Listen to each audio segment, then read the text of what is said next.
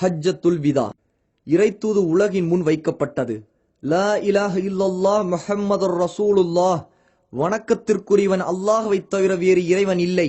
முஹம்மது நபி ஸல்லல்லாஹு அலைஹி வஸல்லம் அல்லாஹ்வுடைய தூதராக இருக்கின்றார்கள். நிச்சயமாக எல்லா புகழும் அல்லாஹ்விற்கே. அவனையே நாம் புகழ்கிறோம், அவனிடமே நாம் உதவி தேடுகிறோம், அவனிடமே நாம் பாவ மன்னிப்பு கோருகிறோம். நம்முடைய மன இச்சைகளின் கெடுதிகளை விட்டும் நம்முடைய செயல்களின் தீமைகளை விட்டும் அல்லாஹ்விடம் பாதுகாவல் தேடுகிறோம்.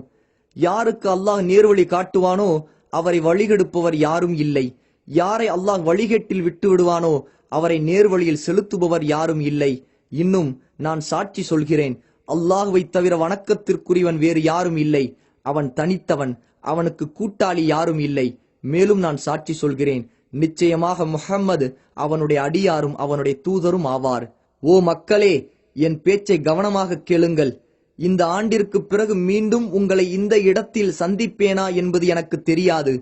மக்களே, உங்களது இறைவன் ஒருவனே, உங்களது தந்தையும் ஒருவரே.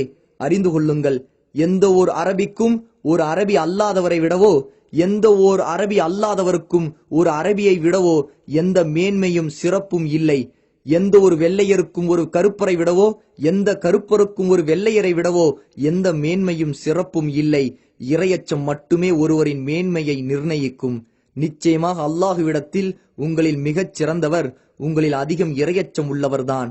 ஓ மக்களே, அல்லாஹுவை அஞ்சிக் கொள்ளுங்கள். கருப்பு நிற அபிசீனிய அடிமை ஒருவர் உங்களுக்கு தலைவராக ஆக்கப்பட்டாலும் அவர் அல்லாஹுவின் நூலை கொண்டு உங்களை வழிநடத்தி அதை உங்களுக்கிடையில் நிலைநிறுத்தும் காலமெல்லாம் அவரது சொல்லை கேட்டு நடங்கள், அவருக்கு கீழ்ப்படியுங்கள். ஓ மக்களே, இந்த துல்ஹஜ் மாதமும் இந்த துல்ஹஜ் 9ஆம் நாளும் இந்த மக்காமா நகரமும் எவ்வளவு புனிதமானவையோ அப்படியே உங்களது உயிர்களும் உங்கள் உடைமைகளும் உங்கள் மானம் மரியாதைகளும் உங்களுக்கு புனிதமானவை. அறிந்து கொள்ளுங்கள், எனக்கு பிறகு ஒருவர் மற்றவரின் கழுத்தை வெட்டி மாய்த்துக் கொள்ளும் வழிகட்டவர்களாய் நிராகரிப்பாளர்களாய் மாறிவிடாதீர்கள். உங்களது இறைவனை நீங்கள் சந்திக்கும் வரை இப்படியே வாழுங்கள்.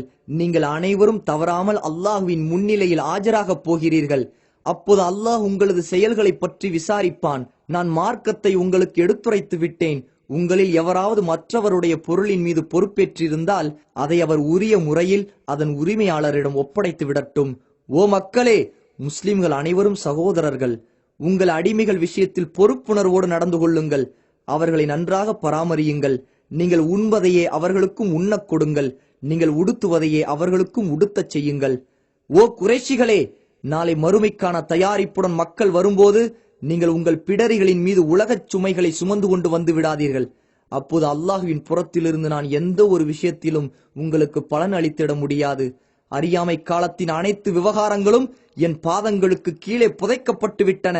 அறியாமை காலத்தில் நிகழ்ந்துவிட்ட உயிர் கொலைகளுக்கு பழி வாங்குதல்கள் அனைத்தும் ரத்து செய்யப்பட்டு விட்டன. முதலாவதாக நம்மிடையே நடைபெற்ற கொலைகளில் ரபியா இப்னு ஹாரிஸின் மகன் கொலை செய்யப்பட்டதற்கான பழி வாங்கலை நான் தள்ளுபடி செய்கிறேன். அவன் பனு சாது குலத்தாரிடம் பால்குடி பாலகனாக இருந்து வந்தான். அவனை ஹுதைல் குலத்தார் கொன்றுவிட்டார்கள். அறியாமை காலத்தில் இருந்த வட்டியும் என் பாதங்களுக்கு கீழே புதைக்கப்படுகிறது. ஆனால் உங்கள் அசல் தொகை உங்களுக்கே உரியது. நீங்களும் அநீதி இழைக்க கூடாது, உங்களுக்கும் அநீதி இழைக்கப்படக்கூடாது. முதலாவதாக நம்மவர் கொடுத்திருந்த வட்டிகளில் அப்பாஸ் இப்னு அப்துல் முத்தலிபுக்குரிய வட்டியை நான் தள்ளுபடி செய்கிறேன்.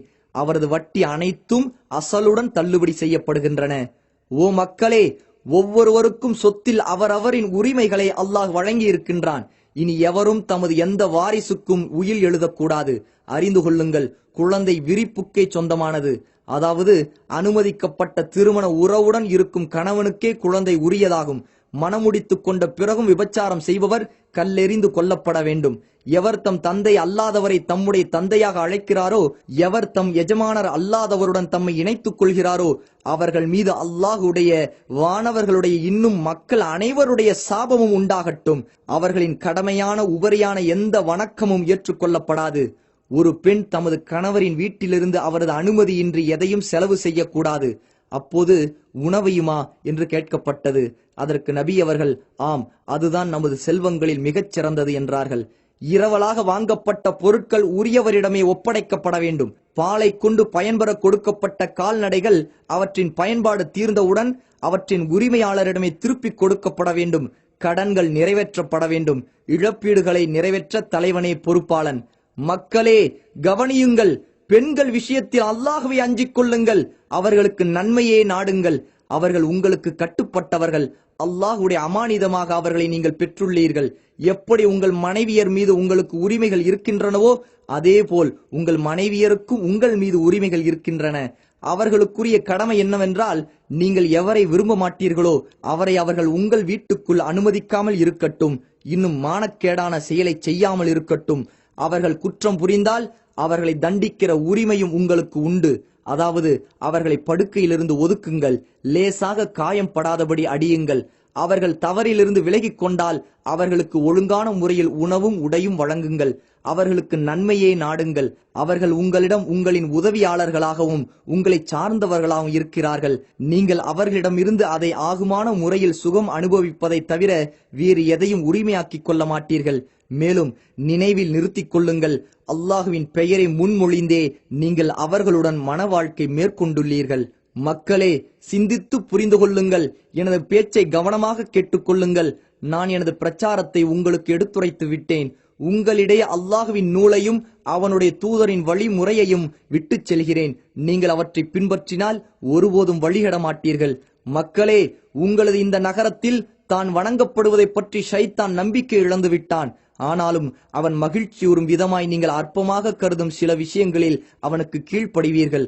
ஆகவே உங்களது மார்க்க விஷயத்தில் அவனிடம் எச்சரிக்கையாக இருந்து கொள்ளுங்கள்.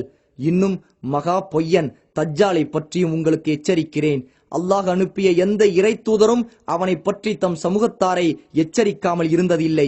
இறை தூதர் நூஹ் அலைஹிஸ்ஸலாத்து வஸ்ஸலாம் அவர்கள் தம் சமூகத்தினருக்கு அவனை பற்றி எச்சரித்தார்கள். அவர்களுக்கு பின்னால் வருகை தந்த இறை தூதர்களும் எச்சரித்தார்கள். மேலும் என் சமுதாயத்தினரான உங்களிடையேதான் இறுதி காலத்தில் அவன் தோன்றுவான். அவனது அடையாள தன்மைகளில் ஏதேனும் சில உங்களுக்கு புலப்படாமல் போனாலும் நிச்சயமாக உங்களுடைய இறைவன் உங்களுக்கு தெரியாதவன் அல்லன் என்பது உங்களுக்கு நன்றாகவே தெரியும். இதை 3 முறை கூறினார்கள். உங்கள் இறைவன் ஒற்றை கண்ணன் அல்லன். ஆகவே தஜ்ஜாலோ வலது கண் குருடானவன். அவனது கண் ஒரே குலையில் துருத்திக் கொண்டிருக்கும் திராட்சை போன்று இருக்கும். மாதத்தின் நாட்களை தன் இஷ்டப்படி முன் பின்னாக்குவதெல்லாம் இறை நிராகரிப்பை அதிகரிக்கும் செயலாகும். இதனால் நிராகரிப்பவர்கள்தான் வழிகெடுக்கப்படுகிறார்கள். ஏனென்றால் அவர்கள் தங்கள் இஷ்டப்படி மாதங்களை முன்பின்னாக்கி ஓர் ஆண்டில் அந்த மாதங்களில் போர் புரிவதை ஆகுமாக்கிக் கொள்கிறார்கள். மற்றோர் ஆண்டில் அதே மாதங்களில் போர் புரிவது கூடாது என்று தடுத்து விடுகிறார்கள். இவ்வாறு அவர்கள் செய்வதன் நோக்கமெல்லாம் தாங்கள் தடுத்திருக்கும் மாதங்களின் எண்ணிக்கையை அல்லாஹ் தடுத்திருக்கும் மாதங்களின் எண்ணிக்கைக்கு சரியாக்கி அல்லாஹ் தடுத்திருக்கும் மாதங்களையும் தாங்கள் ஆகுமாக்கிக் கொள்வதற்காகத்தான். அறிந்து கொள்ளுங்கள், நிச்சயமாக காலம் வானங்களையும் பூமியையும் அல்லாஹ் படைத்த அன்றிருந்த அதன் அமைப்பை போன்றே இப்போதும் சுற்றி வருகின்றது. அல்லாஹுவிடத்தில் மாதங்களின் எண்ணிக்கை 12 ஆகும். இப்படித்தான் வானங்களையும் பூமியையும் அல்லாஹ் படைத்த அன்று அவனது புத்தகத்தில் பதிவு செய்யப்பட்டுள்ளது.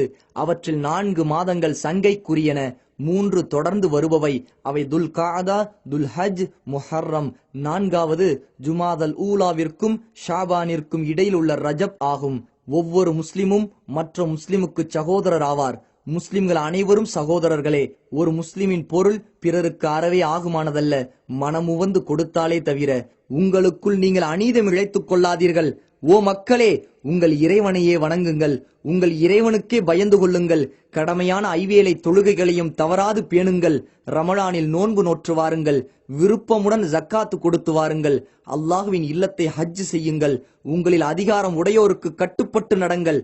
நீங்கள் சொர்க்கம் செல்வீர்கள். ஒருவர் குற்றம் செய்தால் அதற்கான தண்டனை அவருக்கே கொடுக்கப்படும். மகனுடைய குற்றத்திற்காக தந்தையோ தந்தையின் குற்றத்திற்காக மகனோ தண்டிக்கப்பட மாட்டார். ஒவ்வொரு இறை தூதரின் பிரார்த்தனையும் இந்த உலகிலேயே முடிந்து விட்டன என் பிரார்த்தனையை தவிர. நான் அதை மறுமை நாளுக்காக என் இறைவனிடம் சேமித்து வைத்திருக்கிறேன். அறிந்து கொள்ளுங்கள், மறுமை நாளில் இறை தூதர்கள் தங்களது சமுதாயத்தினர் அதிகமாக இருப்பதை கொண்டு மகிழ்ச்சி அடைவார்கள். அப்போது என்னை நீங்கள் கேவலப்படுத்தி விடாதீர்கள். நான் உங்களுக்காக கௌசர் நீர் தடாகத்திற்கு அருகில் உட்கார்ந்திருப்பேன். மக்களே, எனக்கு பின் எந்த ஒரு இறை தூதரும் இல்லை. உங்களுக்கு பின் எந்த ஒரு சமுதாயமும் இல்லை. இங்கு வந்திருப்பவர்கள் வராதவர்களுக்கு இந்த மார்க்கத்தை எடுத்துச் சொல்லட்டும். விஷயம் சென்று சேருபவர்களில் சிலர் நேரடியாக கேட்பவரை விட நன்கு ஆராயும் தன்மை உடையவராக இருக்கலாம். பிறகு நபி ஸல்லல்லாஹு அலைஹி வஸல்லம் அவர்கள் மக்களை நோக்கி, மறுமை நாளில் உங்களிடம் என்னை பற்றி விசாரிக்கப்படும் போது நீங்கள் என்ன சொல்வீர்கள் என்று கேட்டார்கள். அதற்கு அந்த மக்கள், நீங்கள் மார்க்க போதனைகள் அனைத்தையும் எங்களிடம் தெரிவித்து விட்டீர்கள், உங்களது தூதுத்துவ பொறுப்பை நீங்கள் நிறைவேற்றி விட்டீர்கள், சமுதாயத்திற்கு நன்மையை நாடினீர்கள் என நாங்கள் சாட்சியம் அளிப்போம் என்றார்கள். உடனே அல்லாஹ்வின் தூதர் ஸல்லல்லாஹு அலைஹி வஸல்லம் அவர்கள் தமது ஆட்காட்டி விரலை வானை நோக்கி உயர்த்தி சைகை செய்துவிட்டு அதை மக்களை நோக்கி தாழ்த்தி, இறைவா இதற்கு நீயே சாட்சி, இறைவா இதற்கு நீயே சாட்சி, இறைவா இதற்கு நீயே சாட்சி என்று கூறி தங்களது உரையை நிறைவு செய்தார்கள். இவ்வாறு அவர்கள் கூறிய அதே இடத்தில் அல்லாஹ் பின்வரும் வசனத்தை இறக்கி அருளினான். இன்றைய தினம் உங்களுக்காக உங்களுடைய மார்க்கத்தை முழுமையாக்கிவிட்டேன், மேலும் நான் உங்கள் மீது என் அருட்கொடையை பூர்த்தியாக்கிவிட்டேன். இன்னும் உங்களுக்காக நான் இஸ்லாமை மார்க்கமாக தேர்ந்தெடுத்துக் கொண்டேன், அங்கீகரித்துக் கொண்டேன். அல் குர்ஆன் அத்தியாயம் 5 வசனம் 3.